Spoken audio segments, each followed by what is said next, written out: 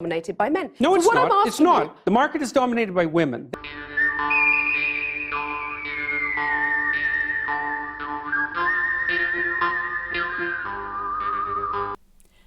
In the first installment of this series, I described how Cathy Newman has been using her threat narrative framing to dominate her interview with Professor Peterson. Interview. More like inquisition.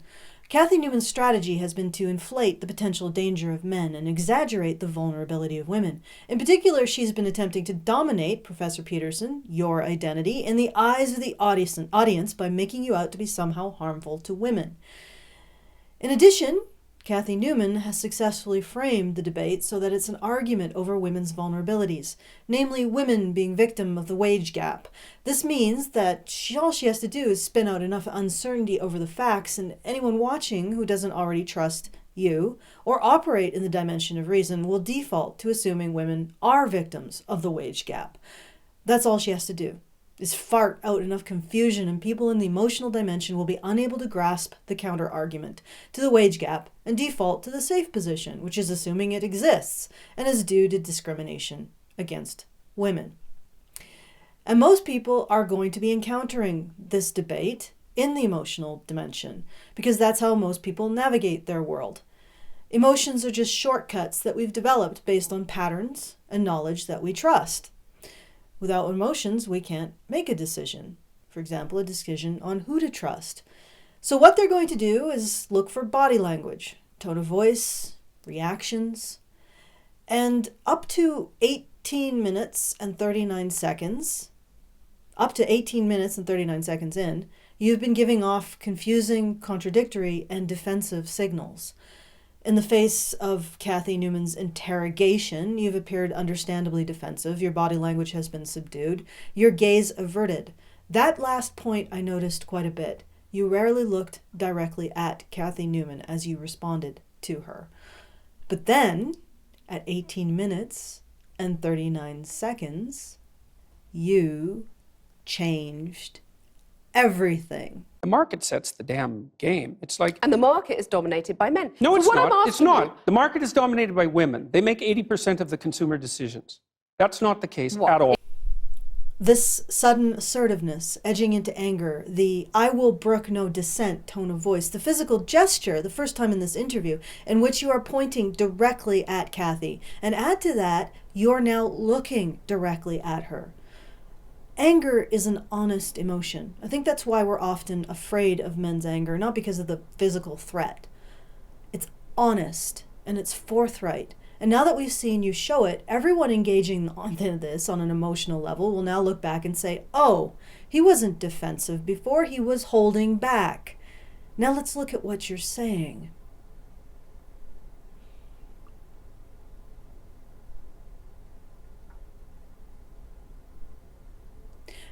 You've switched the debate frame from the wage gap to the spending gap.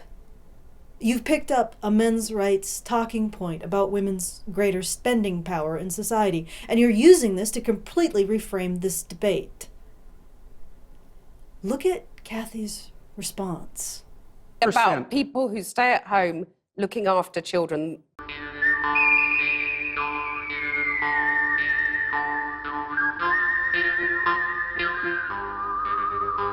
She looks and sounds like a spanked child.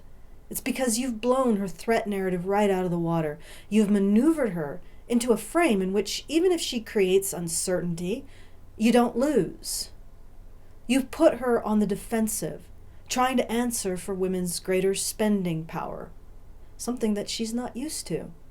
Now, even if you fail to prove the point, or Cathy Newman farts out some more confusion, I'm farted.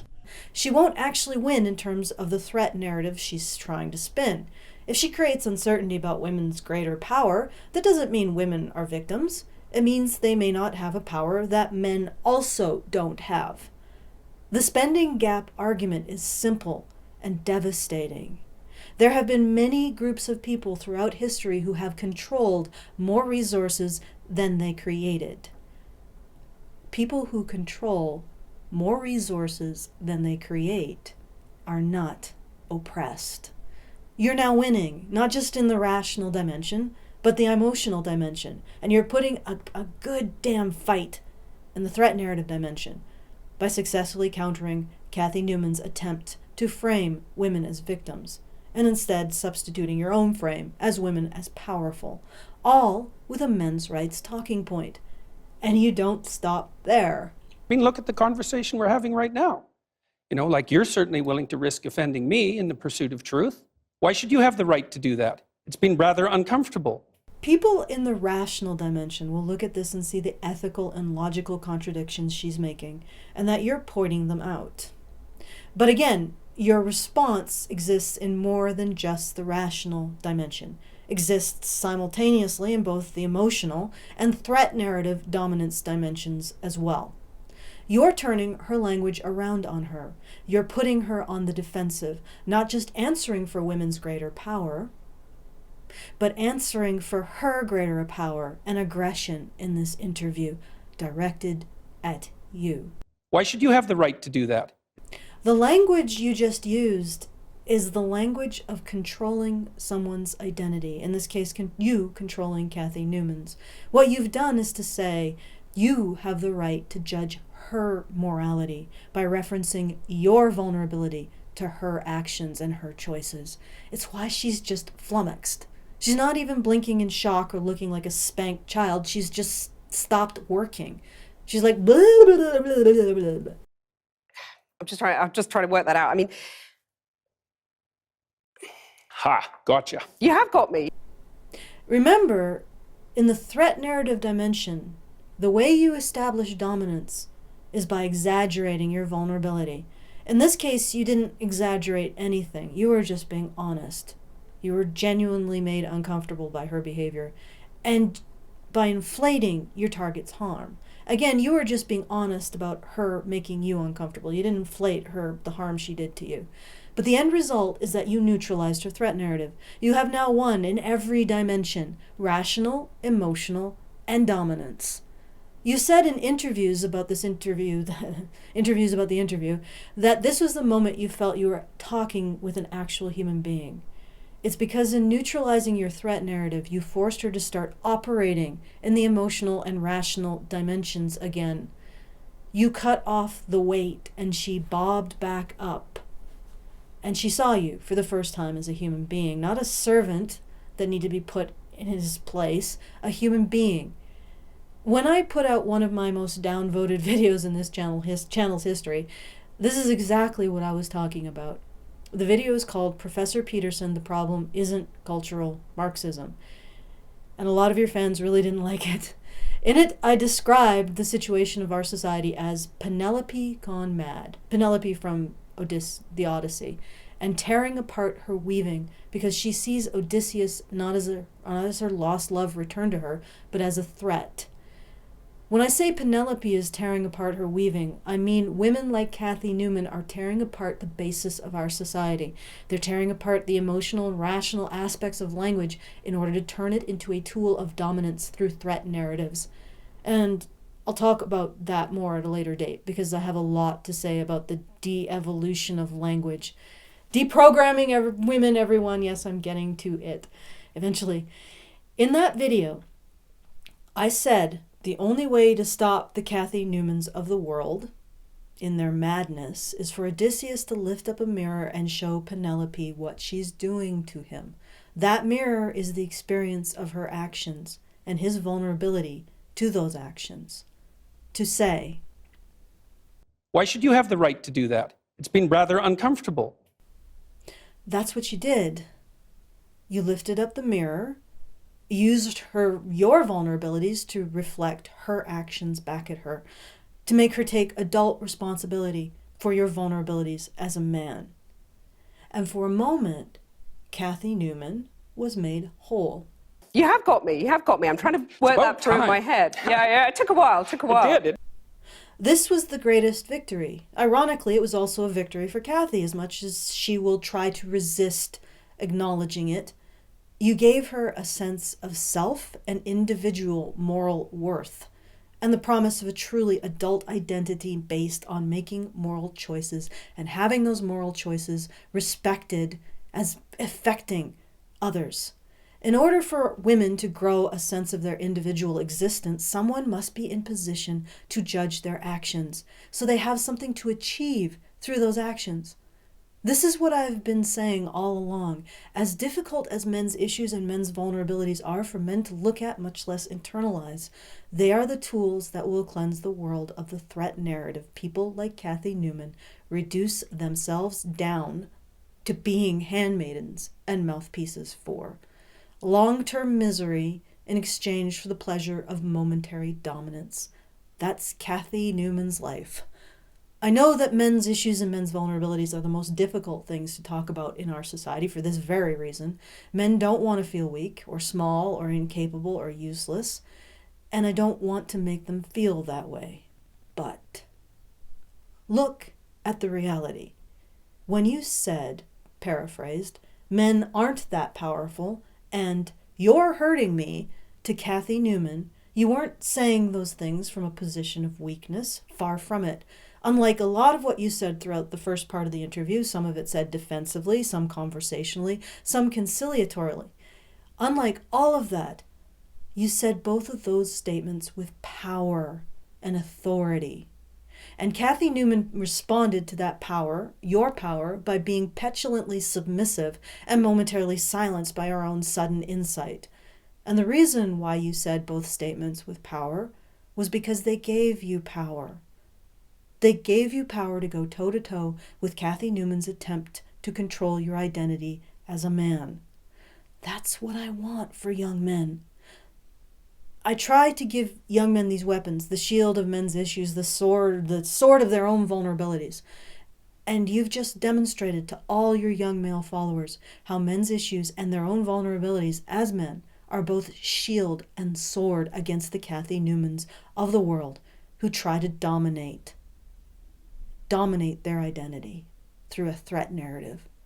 I'm aware of how difficult it is for men to pick up this sword and shield because they seem like the exact opposite of what they want or need.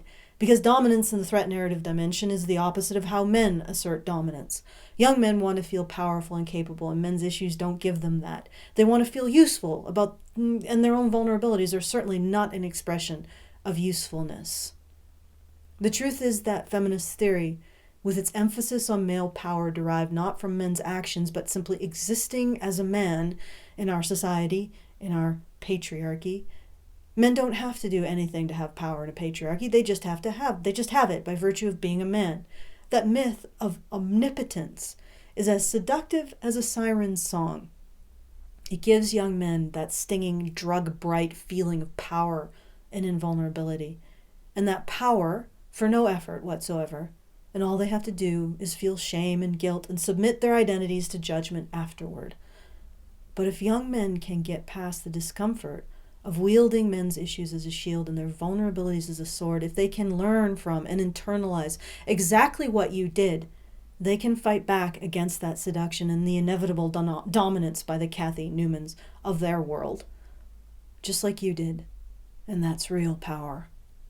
I also know that men are worried that if they do embrace this sword and shield and use it somehow, they're going to stop wanting to help, stop wanting to serve, stop wanting to grow up, wanting to be a good mate to a woman.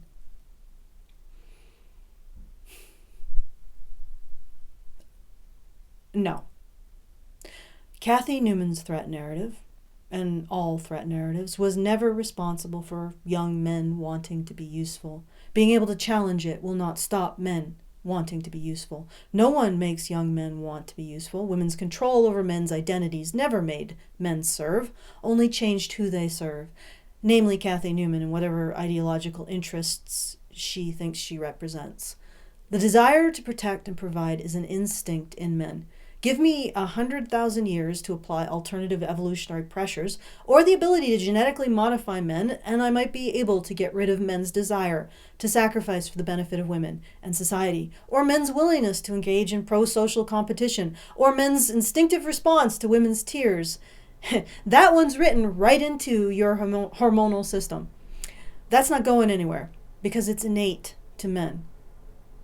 And that is the greatest, ugliest threat narrative trick of all. Men are led to believe that the things they most cherish about themselves are actually forced out of them by threat narratives and other forms of social compulsion. So they identify with the person dominating their identity to their own ends, when men should identify with themselves. You are the source of your desire to protect, to provide, to care, to save, to love, and to fight. No one else. Have you, Professor Peterson, ever thought about the implications that your lectures on growing up attract far more men than women? Not because men need to grow up more, necessarily, but because young men are more attracted to the message of growing up. That young men are more attracted to the message of sacrifice for others, of service to others, of strength in order to help others. When you say that your lectures on growing up attract more young men, and you also add that women seem to be attracted to your message that men have to grow up to be good mates for them, not the message that young women need to grow the fuck up, I have to say that makes me wonder about young women, or then their priorities, or lack thereof. And then I look at Cathy Newman, and I can't believe that a woman in her 40s, I presume she's in her 40s, would make a face like this. About people who stay at home looking after children. Because there's nothing uglier than an old infant.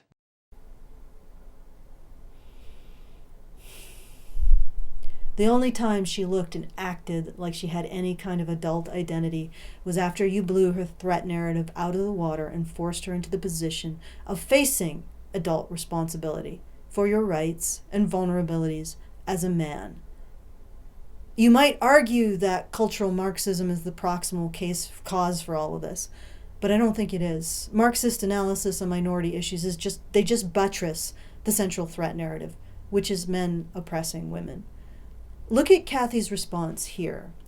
These are the areas of study dominated by the postmodern neo-Marxist claim that Western culture in particular is an oppressive structure created by white men to dominate and exclude women.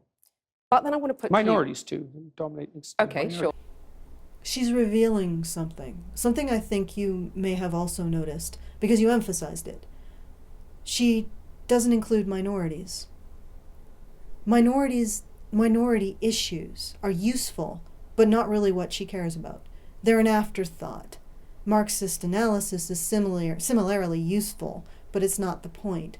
When you successfully challenged her central threat narrative by asserting women's dominance over the marketplace, she shifted to a subordinate threat narrative, which is trans rights. The point isn't actually to advocate for trans issues, it's to use trans issues to dominate your identity by showing you as harmful to a recognized vulnerable group that she supposedly advocates for. It had nothing to do with economics, nothing to do with communism or capitalism, simply that you were a threat to a vulnerable group. It's just a tool of dominance. All of these identitarian politics have one goal, and it's not to bring about cultural Marxism. That's actually a symptom of the desire for complete smothering dominance. The goal is to control young men's identities. Young men are still our most productive class. Young men are still the reason why we have the prosperity and comfort we have. The reason why the petrodollar still has any value. They're what's left of America's riches. And I can hear you saying, but they're not giving young men a single word of encouragement, like you said here. It's so sad that so many of these men, they've not had an encouraging bloody word, a real encouraging word in their entire life. This is something that really affected me when you said this, because I also weep over this. How little our society is willing to give young men, the very people it rests its prosperity on. But the truth is, it's about momentary dominance and long-term despair. These people have hung everything on this one young man, and if he lets go, they're fucked. That's all they're seeing right now. They're not seeing anything else. Just what will happen when that young man stops listening to them. So they get more and more controlling with less and less return. They both need and hate that young man. They don't want to get rid of him, but they can't. They want to get rid of him, but they can't, because he's so responsive to their lies. And it's so short-sighted. They're now telling young men that if they succeed, it's because society took the success away from the people young men most want to serve, which is women. But if they succeed, if these young men succeed, it's because a society that hates women gave it to those young men, not because they earned it. That goes beyond not giving any encouragement to active discouragement of the ugliest sort. And it's because they don't want to acknowledge a single good thing about men. The very thought that there might be something good about young men makes the bile rise to their back teeth. Why they can't say a single goddamn nice word is a conversation for another day. It's always been about dominating young men's identities, using whatever tool is at hand. And you've just shown a whole bunch of young men how to slip their leash. That's why Channel 4 had to reestablish their threat narrative dominance with all that nonsense about 50,000 tweets or comments, all supposedly nasty harassment directed towards the delicate flower, Cathy Newman. If you think it was your gotcha that shut down any further discourse and turned it toxic, it wasn't. You're taking too much responsibility. What made them flip their shit was you demonstrating how to get through to Cathy Newman for an instant by neutralizing the threat narrative. Do you remember her sneering with delight at the thought of all that supposed hostility she was getting on Twitter? You want to know why she's grinning like a dog chewing cat shit? Because that's how she got her threat narrative dominance back. That's how she and Channel 4 contained the damage you did with your public demonstration of how to neutralize their threat narrative. Their threat narrative. The one thing they base the entirety of their power to manipulate, to dominate, and to deceive on. Channel 4 couldn't keep you from demonstrating live how to slip the leash, but they could double down on their threat narrative towards your followers. This is the one thing I can genuinely criticize you for. Instead of continuing to successfully resist Cathy Newman's and Channel 4's threat narrative, you bought into it when it came to your followers. So I kind of played, let's say, knight on white horse. And so The Guardian yesterday published a astoundingly reprehensible article. About your book? No, about the Channel 4 interview. The Channel 4 people claim that Cathy has been targeted with threats, a torrent of online abuse by internet trolls. Yeah. It's like 50,000 trolls, that's a lot of trolls. You might start thinking maybe they're not all trolls. It was the beginning of the attempt to twist the story around so that the story became Cathy Newman, poor, embattled Channel 4 newscaster. When the Guardian story broke, I tweeted something. If you're threatening her, well, stop. Here's the terrible thing about it. What happened was that the fact that I tweeted that was instantly used as validation for the claim that there were threats. And that just floored me. Like, I was very distraught, I think is the right word about that. She did this by manipulating your identity. It's very seductive to play the hero. You allowed them to smear your followers as harmful to women, harmful to Cathy Newman.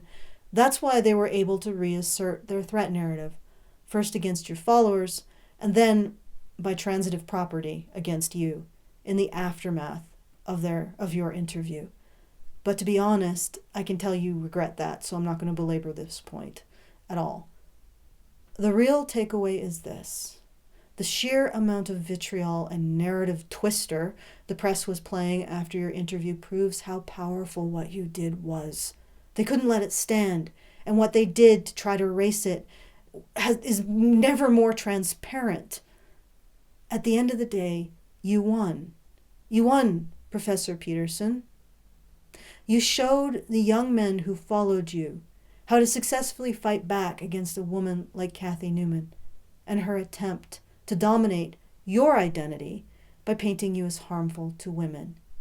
You demonstrated to them how to pick up and wield the shield of men's issues and the sword of your own vulnerability, not to simply defeat Cathy Newman. It wasn't as simple as that at all, but to break her out of the threat narrative compulsion that gripped her and make her see you as a human being, to tear that tower down. You have demonstrated how to fight back, how to hold up Odysseus' mirror to cleanse Penelope of her madness, or if you prefer, using Perseus' shield to deflect the gaze of Medusa. And this fight is bigger than just young men, and the fact many of them never hear an encouraging word in their entire lives. There's a reasonable possibility that things are going to go very wrong very soon. For whom? For all of us. Our institutions of so-called truth are using language to dominate. They're using language itself to dominate, not to express ideas, to exchange observations and insight, or even to express vulnerability, just as a tool of dominance. This cancer of using language as a tool of dominance has already gutted our institutions of reason. It's turned colleges into factories for dogma. It's infected our institutions of law. Due process is the essence of rule of law, and they're deconstructing it. Threat narratives have infected everything we rely upon to maintain our complex society. This is unsustainable. Language, by its very essence, is a tool of mutual benefit and trust. If you change it to a tool of dominance, you will destroy it. This is beyond them taking over our government and economy to turn us into Marxists. This can't be a conspiracy by Marxist forces, because its end goal is apparently the death of language itself. What possible political interest could want the death of language, and by extension the destruction of all human civilization? Do cultural Marxists really want to go back to pre-verbal Stone Age society? Because if they do, we're all victims of their stupidity rather than their cunning. No. This has all the hallmarks of a train jumped its tracks and hurtling towards a cliff with no one at the controls. It's not coming out of any kind of political dogma. The problem is in the dynamic between men and women. That's why this cancer is everywhere and getting worse. And to wrestle out control, to wrestle control back over the threat narrative, the battlefield will not be academia, it will not be media, it will not be government. It will be one young mind at a time. One young woman inoculated against becoming a cipher for a threat narrative, like Cathy Newman, having her humanity crushed so she can learn to bark out her victimhood on command. And you vaccinate young women by recognizing their adult agency and responsibility, building blocks of her individuality, just like you demonstrated with Cathy Newman. In that moment, the real Cathy Newman won over the cipher. You know, like you're certainly willing to risk offending me in the pursuit of truth. Why should you have the right to do that? It's been rather uncomfortable. I'm just trying to work that out. I mean, Ha, gotcha. you have got me. And you do it one young man at a time. Inoculated against having his identity dominated by a threat narrative, by giving him the sword and shield, men's issues, and owning his own vulnerability to go toe-to-toe with the Cathy Newmans of the world, just like you did.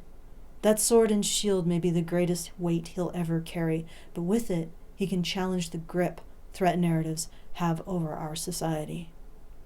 And the market is dominated by men. No, So it's what I'm not. It's asking not. you- The market is dominated by women. They make 80% of the consumer decisions. In my follow-up to Professor Peterson, cultural Marxism is not the problem. I used another example of a man using his vulnerabilities to save. Jesus. To embrace public suffering and vulnerability, to say, I suffer to purify the world of sin. And let's add Mary, Mother Mary, the story of Mother Mary to that, to know how you will suffer and still agree to take up a great responsibility for the benefit of all. Maybe this moment is what those stories were for.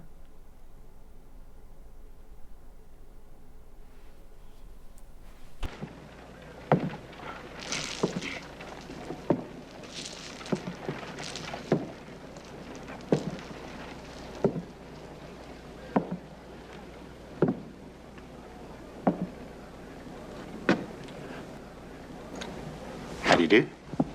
Okay, all right, I'm gonna try it for good now. Hi, Welcome to the end of the video. If you enjoyed this content and you'd like to support us in creating more, please go to www.patreon.com. Patrons get extra patron benefits, like previews of upcoming attractions. Right now, patrons have access to the first installment of my Deprogramming Women series, where I go through archaeology, history, psychology, linguistics, anthropology, and I explain exactly what's gone wrong with society and how we could potentially fix it. Well, maybe not fix it, but at least define the problem in such a way that the fix might come out of defining the problem. Anyway, if you're interested in something like that, that's a part of the patron-only previews on our Patreon. It's also accessible through our Discord, where you can enjoy hanging out with us, with myself, and the other Badgers. And once again, that's www.patreon.com/honeybadgerradio. And if you need another option, www.feedthebadger.com. Thank you, and I think I didn't fuck up, so this will probably be the take we use.